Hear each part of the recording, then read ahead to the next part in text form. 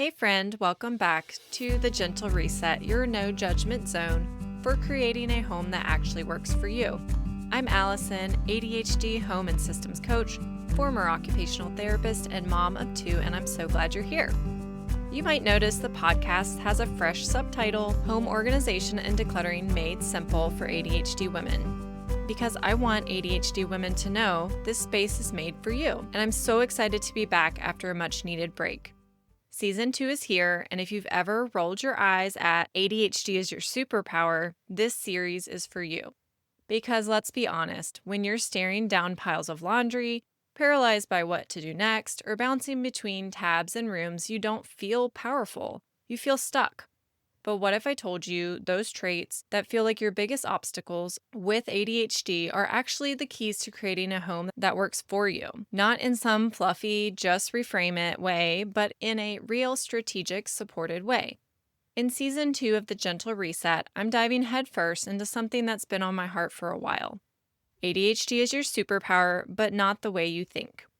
This isn't a feel-good slogan, it's a full-on reality check. Because the very traits that trip you up at home, they're not flaws. They're powerful when you know how to work with them. I polled over 50 ADHD women, and the top 5 traits that cause the most frustration in their homes are hyperfocus, squirrel brain, transitions, task paralysis, and big emotions.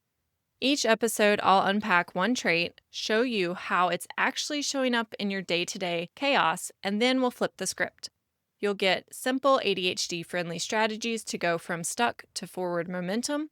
You'll still get your weekly 3, a mind hack, a home hack, and a personal highlight, either from my own messy life or a client win to help your home feel lighter, more functional, and easier to maintain. And these are real stories from women figuring this out in the middle of overflowing laundry piles and endless to-do lists.